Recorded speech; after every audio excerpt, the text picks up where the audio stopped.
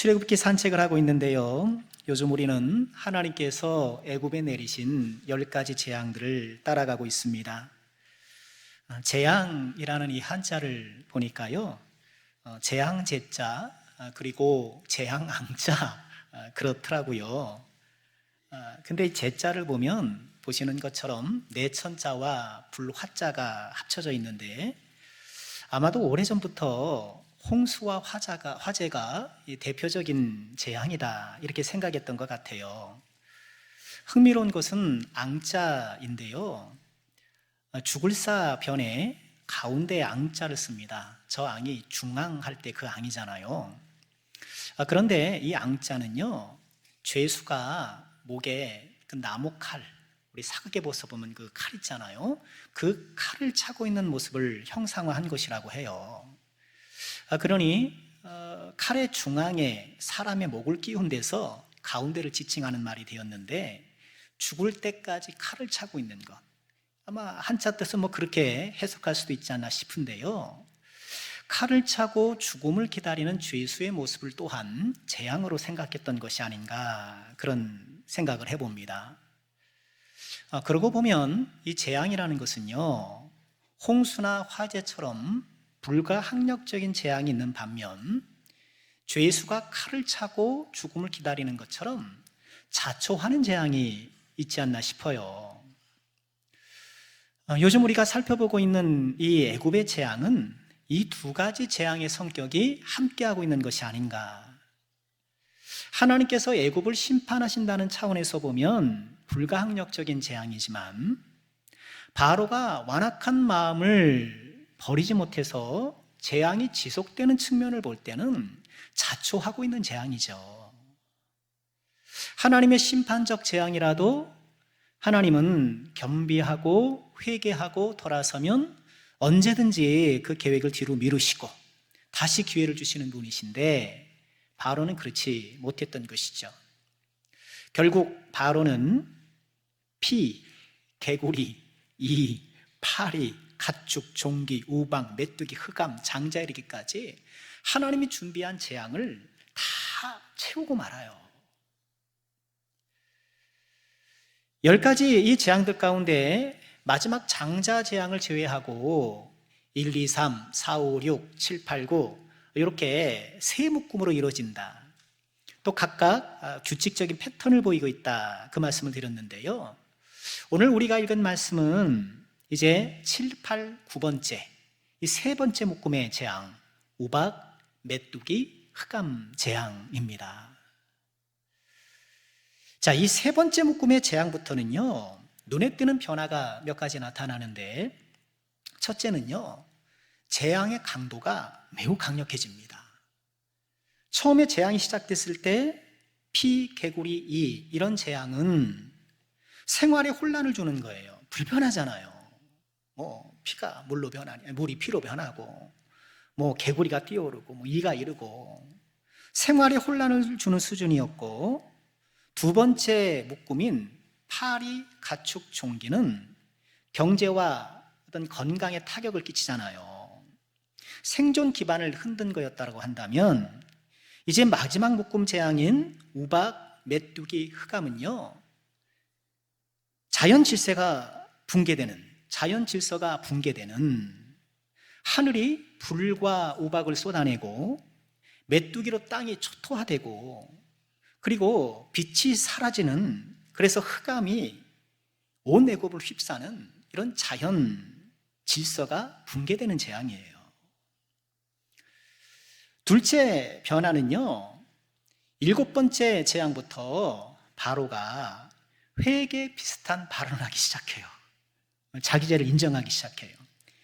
9장 27절에 보면 이번은 내가 범죄했다, 본인이 잘못했다 이렇게 인정하기 시작해요. 물론 참된 회개는 아니죠. 오늘 오후 예배 때 출애굽기 산책 외전 제단에 그렇게 이름 적어서 요 바로의 회개를 한번 좀 면밀하게 살펴보려고 해요. 오늘 오후 예배 관심 있으신 분들은 꼭 참석하시고, 또 온라인으로라도 꼭 참여해 주시기를 부탁드리겠는데요. 7, 8, 9 재앙이 이르러서 재앙의 강도가 높아지면서 성경도요, 이 재앙에 대해서 전에도 없었고 후에도 없을 것이다, 이런 표현들을 자주 해요. 9장 18절에 보면 애굽 나라가 세워진 그날로부터 지금까지 그와 같은 일 없었다, 전무하다는 얘기죠. 또 10장 14절 말씀에서도 보면 이런 메뚜기는 전에도 없었고 후에도 없었다, 전무후무, 전무뿐만 아니라 이제 전무후무한 재앙이다, 그렇게 말씀하고 있는 거예요. 더욱 강화되고 있는, 그래서 이제 끝을 향해 치닫고 있는 애굽의 재앙 이야기, 오늘 말씀을 통해 우리가 묵상하고 교훈 삼아야 할 것은 무엇인가요? 첫째는요, 이런 재앙의 와중에도 하나님의 말씀을 마음에 두기 시작한 사람들이 나타나기 시작했다는 거예요. 7번째 우박 재앙이 시작될 때 이제 하나님은 모세에게 마치 일기예보를 하듯 이제 우박이 내릴 것이니까 들에 있는 가축이나 사람들은 다 집 안으로 들여라. 그저 우박이 눈덩이 조금 떨어지는 것이 아니라 거대한 이 바위 같은 것들이 떨어지니 다 집 안으로 들어가라는 거예요. 그렇지 않으면 다 죽게 될 것이라고 경고를 하세요. 이 예고가 떨어지자 9장 20절에 이런 사람들이 등장해요. 바로의 신하 중에 여호와의 말씀을 두려워하는 자들은 그 종들과 가축을 집으로 피하여 들였으나 여호와의 말씀을 마음에 두지 아니하는 사람은 그의 종들과 가축을 들에 그대로 두었다. 놀라운 말씀이에요. 바로의 신하들, 그들 중에 일부가, 바로의 신하들은 어떤 사람들이에요? 바로를 주군으로 섬겼던 사람들 아닙니까? 바로가 주는 녹을 먹고 생활했던 사람들이잖아요. 그 사람들 중에 하나님의 말씀을 두려워하고 또 21절에 보면 여호와의 말씀을 마음에 두었다. 하나님의 말씀을 두려워해서 그 말씀을 마음에 두기 시작한, 그래서 이 우박의 재앙을 피하고자 하던 사람들이 생겨나기 시작했다는 거예요. 놀라운 변화예요. 바로의 신하들은 어떤 사람들일까요? 바로의 왕궁에서 모세와 아론이 찾아와서 이제 곧 임할 하나님의 재앙의 그 말씀을 현장에서 직접 들었던 사람들이잖아요. 궁밖의 백성들이야 이제 전에 듣게 마련인데, 바로의 신하들은 바로가 들었던 모세와 아론의 경고를 현장에서 들었던 사람들이에요. 이 말씀의 현장에서, 그런데 어때요? 어떤 신하들은 그 말씀을 듣고 두려워하고 마음에 둔 반면 어떤 사람들은 여전히 그 말씀을 흘겨 듣더라는 거예요. 바로 궁정에서 울려 퍼지고 있는 이 말씀, 바로 궁정의 말씀이 현장이 되고 있는데, 이런 말씀의 현장은요, 그렇기 때문에 작은 심판의 자리이기도 하는 거예요. 하나님의 말씀이 주어졌을 때 어떤 사람은 그 말씀을 마음에 간직하고 그 말씀에 따라 움직이는 반면 어떤 사람은 듣지 않고 하나님의 말씀을 듣고 그에 따라 움직이는 사람에게는 하나님의 은혜와 축복이 임할 것이겠지만, 그 하나님의 말씀을 외면하고 듣는 것으로 그친 사람들에게는 하나님의 재앙이 더 가까울 수밖에 없을 것이겠죠. 우리 목요일에 아가페 전도대가 복음 전하러 가잖아요. 반갑습니다. 저에게 이런 소식을 주시다니. 그런 사람들이 어디 있습니까?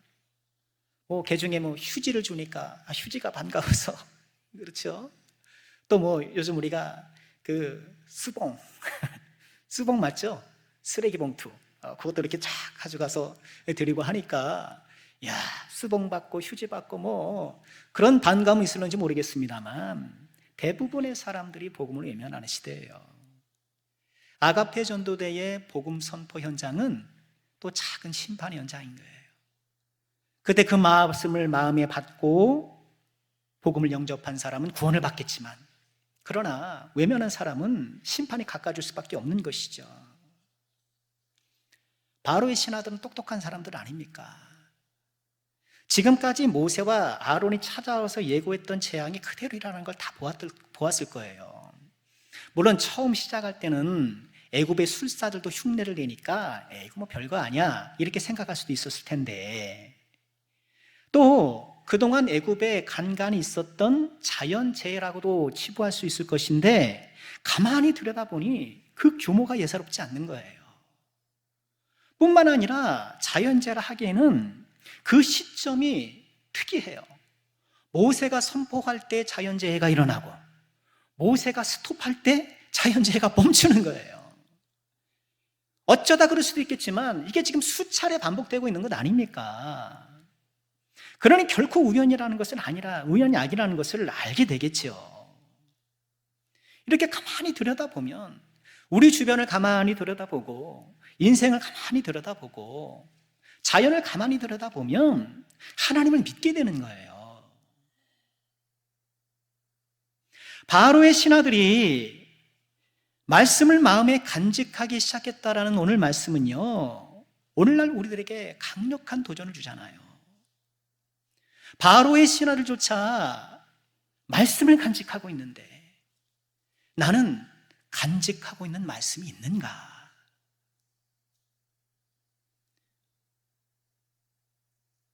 우리가 영화관에서 함께 신의 악단 영화를 보았잖아요. 북한의 지하 성도들, 성경책을 소지하고 있는 것만으로도 반동분자가 돼서 처벌을 받잖아요. 그에 비하면 우리는 성경책이 얼마나 하나입니까?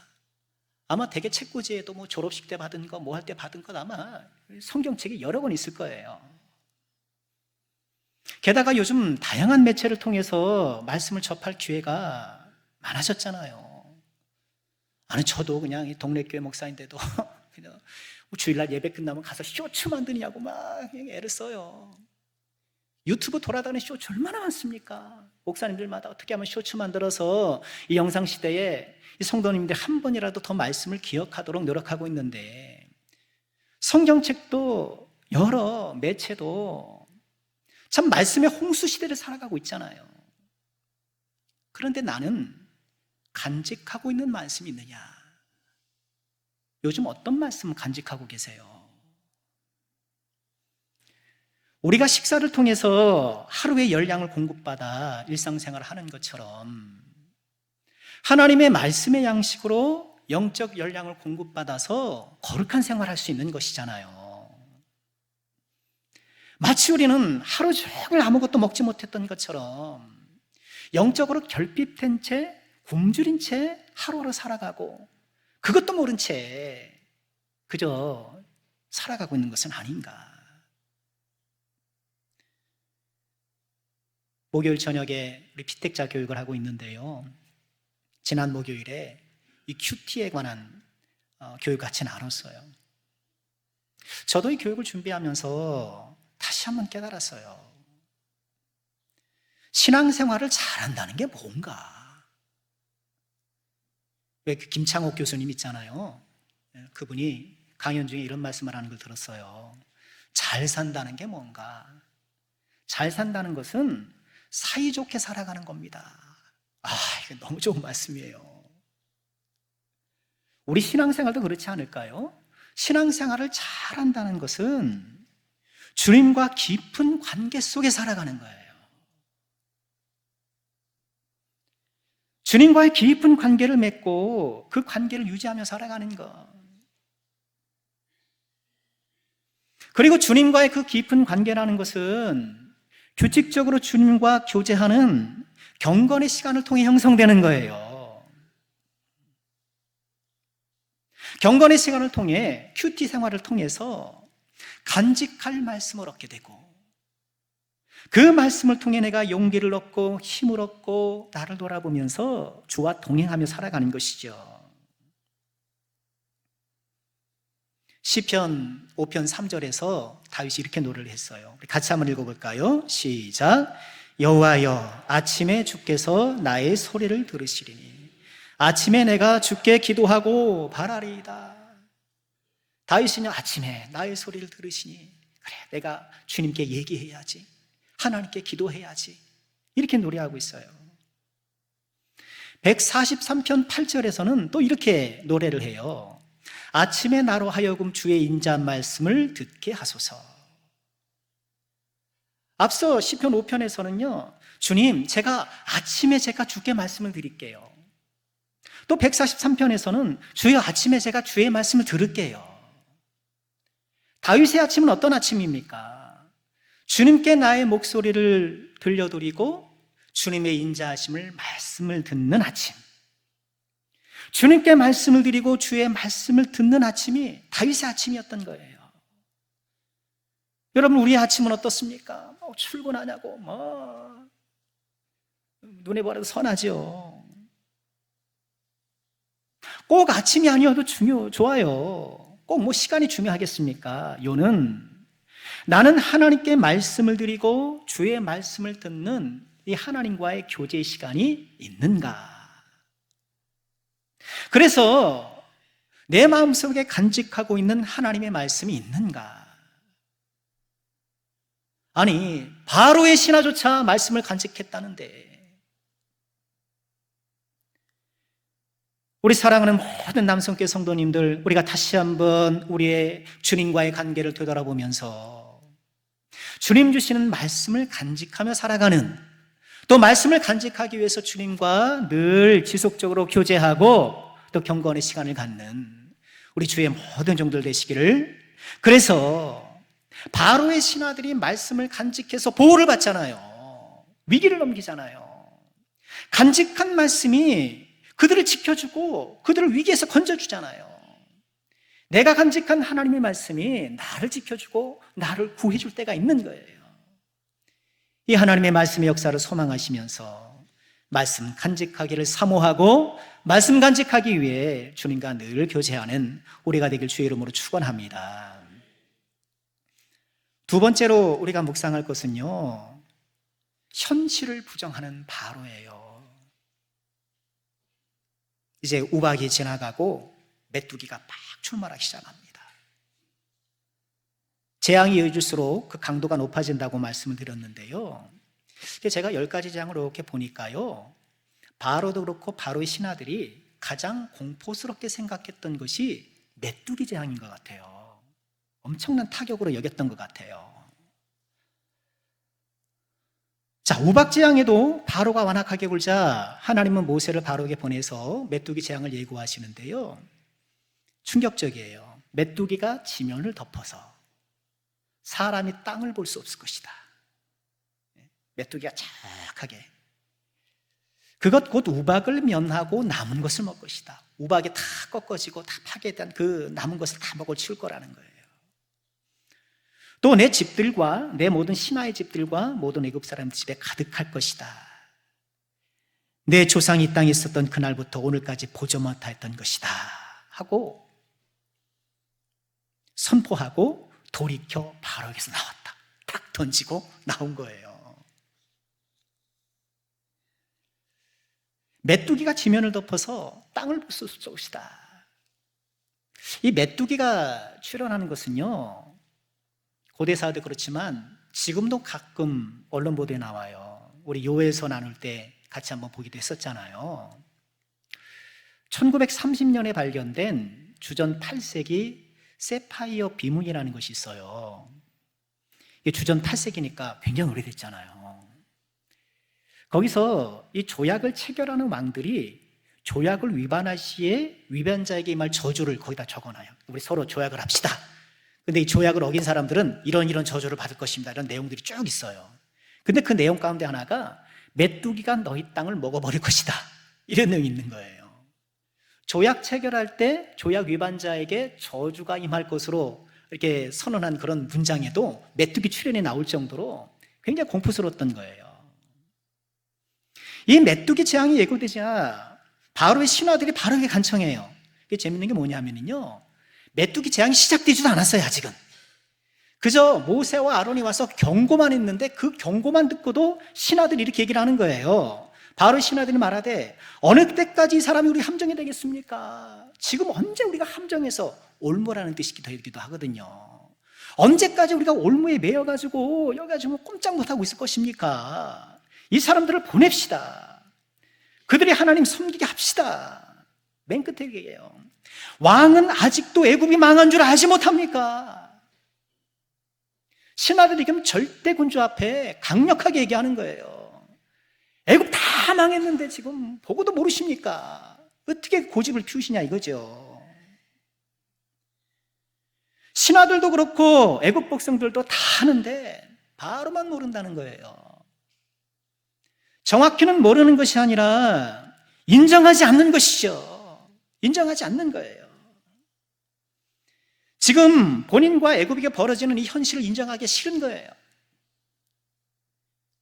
이 재앙이 모세와 아론에게 의한 것이라고, 그들이 섬기는 하나님에 의한 것이라고 인정하는 순간 어떻게 돼요? 본인의 위치가 흔들리는 거예요. 애굽의 신으로 자처하고 애굽을 보호하고 있다고 자처했던 본인의 위치가 흔들리는 거예요.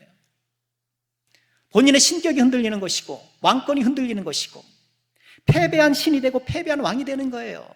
그러니 싫은 거예요. 인정하기 싫은 거예요. 자기를 부정하기 싫으니까 현실을 부정하는 거예요. 이게 사람들의 태도잖아요. 또 지나갈 것이라고 그렇게 위안 삼았겠죠. 나의 왕국은 이거로 무너지지 않겠다, 끄떡없다라고 그렇게 오기를 부렸겠죠. 바로의 참 안타까운 모습이죠.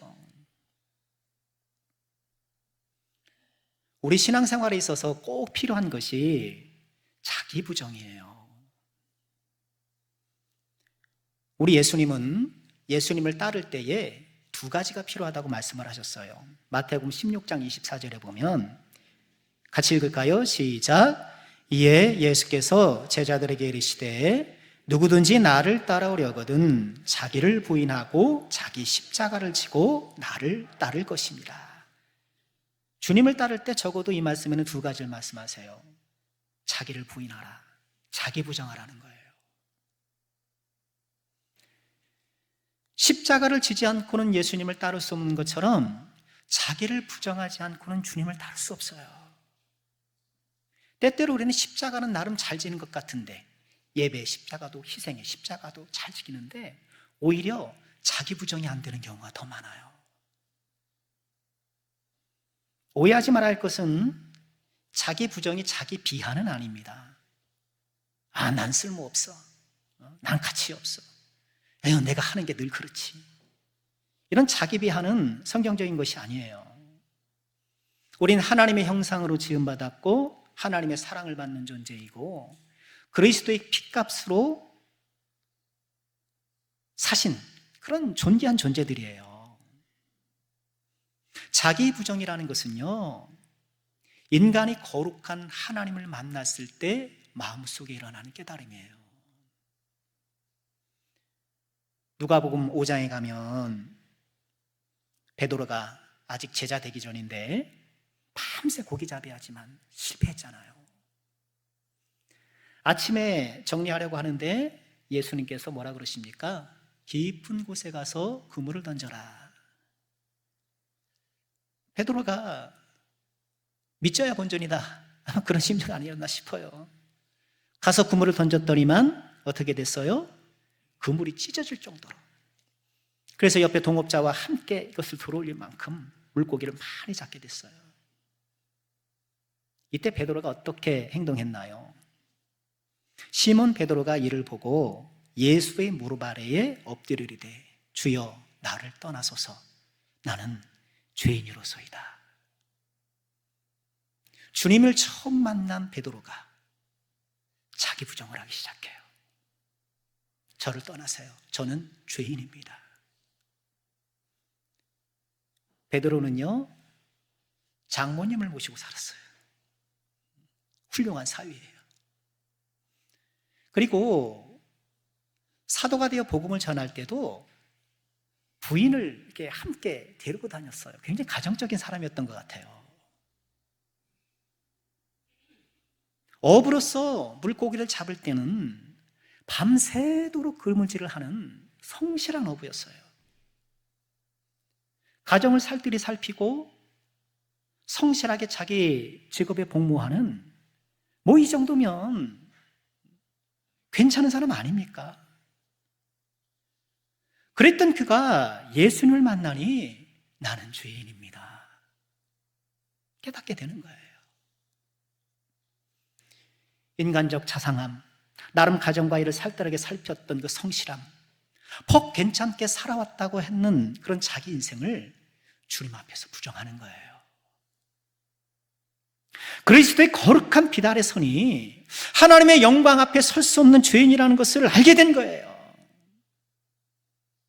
요즘 다 우리가 그럴듯한 외모를 다 갖고 있는 것 아닙니까? 그런데 우리 몸을 엑스레이 비춰보면 어때요? 뼈다귀에 불과하잖아요. 엑스레이로 사진을 찍으면 뼈다귀에 불과한 것처럼, 엑스레이 빛에 노출되면 뼈에 불과한 것처럼 하나님의 거룩한 빛 앞에 서니까 우리가 죄인으로 드러나는 거예요. 본질상 진노의 자녀임을 깨닫고, 그래서 자기 중심성을 내려놓고 나 중심에서 예수 중심으로 전환하는 것이 자기 부정인 거예요. 이렇게 사는 것이 아니구나. 주님과 함께 살아야 하는구나. 나는 가정을 나름 살뜰 돌보고 직업에 충실하면서 이만하면 됐다고 생각했지만 이게 아니로구나. 가장 중요한 게 빠졌구나. 주님이 빠졌구나. 그것을 인식하는 것이 자기 부정인 거예요. 바로는 자기 부정을 거절해요.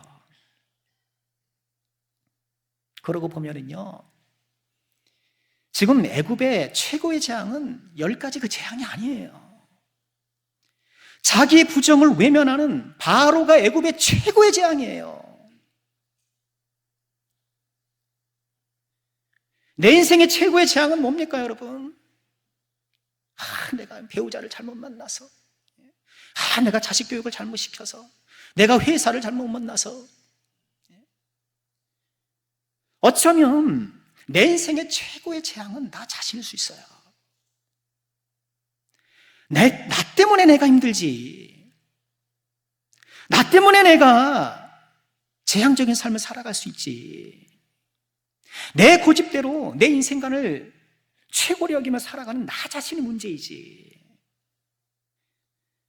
내가 바로 서면 내 인생이 바로 서고, 내 가정이 바로 서고, 내 교회가 바로 서고, 내 나라가 바로 서고.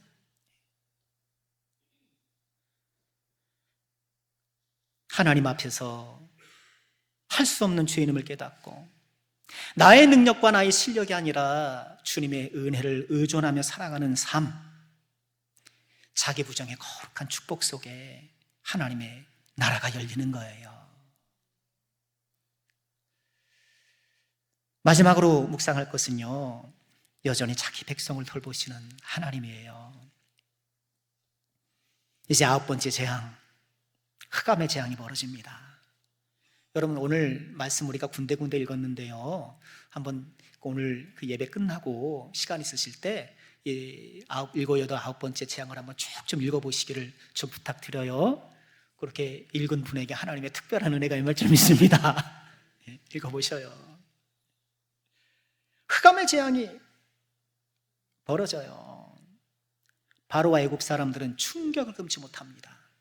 메뚜기 재앙이 가장 공포스러웠다면 흑암 재앙은 가장 충격스러운 거예요. 왜 그렇습니까? 애굽 사람들이 가장 높이 받들었던 신이 태양신 라거든요. 그 태양신이 사라져버린 거예요. 흑암으로 덮여버린 거예요. 여호와께서 모세에게 이르시되 하늘을 향하여 내 손을 내밀어 애굽 땅에 흑암이 있게 하라. 곧 더듬을 만한 흑암이다. 막 더듬어야 되는 거예요. 그래도 빛이 나가면 어느 정도 이렇게 이게 가능한데 그것도 힘든 거예요. 모세가 하늘을 향하여 손을 내매 캄캄한 흑암이 3일 동안 애굽 온 땅에 있었다. 단순 기상 현상이 아니라는 거예요. 3일 동안 지속됐다라는 것은. 그런데요, 이 흑암이라는 이 단어 호셰크인데요, 창세기 1장 2절에 보면 창조할 때 상황을 이렇게 말씀하잖아요. 땅이 혼돈하고 공허하며 흑암이 깊음 위에 있고 하나님은 수면 위를 행하시나 하나님이 이르시되 빛이 있으라. 흑암이 있었고 그 흑암을 빛이 딱 나타나서 제한하잖아요. 하나님이 창조하실 때는 흑암이 있고 빛이 있었어요. 근데 지금은 애굽은 어때요? 이 빛이 사라지고 흑암으로 되돌아가는 거예요. 하나님께서 창조하신 이 창조 세계에 역진전이 일어나고 있는 거예요. 우리가 영화 같은 데 보면 필름을 거꾸로 돌리는 거 있잖아요. 거꾸로 돌려서 원상태로 되돌아가는 것처럼 지금 빛이 제거되고 흑암으로 되돌아가는 거예요. 애굽의 멸망이죠. 흑암 속으로, 혼돈 속으로 다시 빨려 들어가고 있는 거예요. 온 애굽이 창조의 역진전이 일어나는 가운데 10장 23절에 놀라운 은혜의 말씀이 선포되죠. 그동안은 사람들을 서로 볼 수 없으며 자기들 소수에서 일어나는 자가 없으되 온 이스라엘 자손들이 거주하는 곳에는 빛이 있었더라. 할렐루야. 온 애굽이 흑암에 잠식되어서 거주하는 자가 없을 때, 일어나는 자가 없을 때 이스라엘 자손들이 거주하는 곳에는 빛이 있었더라. 그곳에는 빛이 있었더라. 우리 하나님의 놀라운 은혜인 거예요. 애굽을 장악하고 있는 멸망의 흑암으로부터 고센 지역을 지켜줬던 이 빛이 있었던 것처럼 이 어두운 세상에서 지금도 우리를 지켜주시는 빛이 있어요. 누구신가요? 예수 그리스도. 요한복음 8장 12절에 이렇게 말씀을 하셔요. 예수께서 또 말씀하시되 나는 세상의 빛이니 나를 따르는 자는 어둠에 다니지 아니하고 생명의 빛을 얻으리라. 나는 세상의 빛이니 나를 따르는 자는 생명의 빛으로 인도함을 받으리라.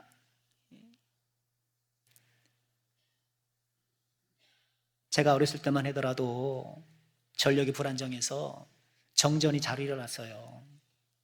그랬잖아요, 옛날에. 그래서 집집마다 초를 이렇게 구비해놓고 전기 나가면 촛불 켜고, 초가 좋아라. 초를 켜고, 또 집집마다 손잡이 큰 후레쉬 있잖아요. 그거 한 2개, 3개 비치해놓고 그랬었잖아요. 근데 지금 21세기, 여러분 최근에 정전 언제 일어났는지 기억나세요? 1년에 한 번, 몇 년에 한 번 있을까 말까 하잖아요. 전기가 충분한 거예요. 곳곳에 발전소가 세워지고 전기가 안 닿는 곳이 없어요. 강원도 저 산골짜기라도, 저 섬 외지라도 전기가 다 들어가요. 구석구석 다 들어가잖아요. 전기 없는 곳, 여러분 전기 없이 생활하는 사람 누구 있으세요? 없어요. 곳곳에 전기가 대한민국에 들어가서 산골짜기가 됐든 저 외진 섬이 됐든 이제는 그야말로 이 빛으로 가득한데, 빛으로 가득한 이 세상에 참 빛이 있는가? 이제는 인공위성에서 대한민국을 보면 한밤중에도 환한 사진이 찍힌다고 하는데, 과연 우리가 살아가는 이 세상은 참된 빛이 있는가? 참 빛을 바라보며 살아가고 있는 사람들이 있는가? 저는 경로 수양회 때 한평 나비 축제 갔었잖아요. 그 여러 부스가 있는데 제가 어떤 부스 들어갔더니 부스에 안내하는 분이 그런 질문을 해요. 선생님, 나비하고 나방이 무슨 차이가 있는 줄 아세요? 그러더라고요. 그걸 제가 어떻게 알아요? 그래서 머뭇머뭇거리고 있는데 몇 가지를 얘기해 주시더라고요. 나비는 날아다니다 앉을 때 날개를 이렇게 좁는데요. 근데 나방은 앉을 때 날개를 핀대요. 그리고 나비는 이렇게 더듬이가 끝이 이렇게 골프채처럼 이렇게 쫙 말려 있는데, 동그랬는데, 나방은 이렇게 쭉 펴져 있대요. 그리고 나비는 낮에 날아다니고 나방은 밤에 날아다닌다. 그런 몇 가지를 얘기하더라고요. 나방이 밤에 날아다닌대요. 근데 이 깜깜한 밤에 나방이 어떻게 방향을 잡고 날 수 있을까? 달빛을 보고, 별빛을 보고 방향을 잡는다는 거예요. 근데 요즘 인공 불빛이 너무 많잖아요. 너무 많으니까 나방이 방향을 못 잡고 엉뚱한 불빛 가운데 맴도는 거예요. 그러다가 어때요? 그 불빛 속으로 돌진하는 거예요. 불나방 아닙니까? 왜 웃으세요? 참 우리가 어둠을 날아가는 나방 처지가 아니겠는가, 그런 생각을 해봤어요. 이 죄악으로 가득한 이 어두운 세상, 그 세상에 우리가 나방이 되어 날아갈 때에 우리가 바라봐야 될 빛이 있잖아요. 누구예요? 우리 예수님을 바라보고, 참 빛이신 예수님을 바라보고 우리 삶의 중심을 잡아야 하는데, 엉뚱한 빛들에 우리가 시선을 뺏기고 감각을 뺏겨서 그 빛 주위를 맴돌다가 결국은 추락하고 마는 것이 우리 신세가 아닌가. 우리 주변에 빛 행세하는 것들이 얼마나 많습니까? 일전에도 말씀드렸잖아요. 야, 저것만 있으면 내 인생은 빛날 거야. 지금 내 인생에 얻은 것은 돈이 부족해서야. 내가 돈만 좀 벌면 내 인생은 빛날 거야. 요즘 다 너도 나도 주식 산다는 것 아닙니까? 네? 너도 나도 다 주식 사는데, 야, 주식이 삼전이 한 50만 올라가면 내 인생은 빛날 거야. 나는 이미 나이도 먹고 글렀으니 내 자식이라도 성공하면 내 인생은 빛날 거야. 그렇게 엉뚱한 것에서 빛나기를 소망하며 살아가는 것이 나방 같은 우리가 아니가. 참빛 대신 예수님이 잃어버린 채 엉뚱한 빛 주변을 맴돌다가 결국 낭파를 당하는 것이 우리의 모습이 아닌가. 우리 사랑하는 모든 죄종들, 우리가 바라보고 우리 인생의 중심을 잡고 방향을 잡아야 될 유일한 한 빛, 생명의 빛, 예수님이 있는 줄 믿으시길 주 이름으로 축원합니다.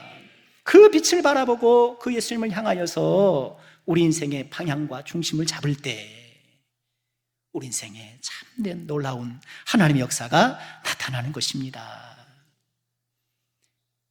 빛 행세하는 세상의 것들에 소망을 둘 것이 아니라 참빛 우리 예수님께 소망을 두고 그 빛을 바라보며 나아가는 우리가 되기를 다시 한번 주의 이름으로 축원합니다.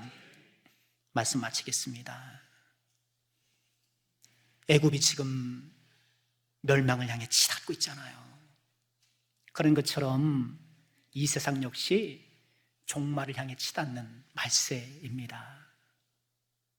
참 놀랍지 않아요? 이렇게 온 애굽이 지금 멸망을 향해 치닫고 있는데 그 가운데 하나님의 말씀에 귀를 기울이는 사람들이 생겨나는 거예요. 그 가운데 자기 부정을 하는 사람들이 생겨나는 거예요. 그 가운데 하나님의 빛의 보호를 받는 사람들이 있는 거예요. 애굽은 멸망으로 치닫고 있지만 하나님의 은혜는 여전히 살아있는 거예요. 멸망으로 치닫고 있는 말세지마를 살아가지만 하나님의 은혜는 여전히 살아있어서 말씀에 귀 기울인 자를 찾고 말씀을 간직하는 사람을 찾고 거룩한 자기 부정을 통해서 하나님 앞에 서고자 하는 사람을 찾고 계시고 그리스도의 생명의 빛 안에 거할 하나님의 백성들을 찾고 계시는 거예요. 이 귀한 은혜가 우리 모두에게 가득하기를 주님의 이름으로 축원합니다.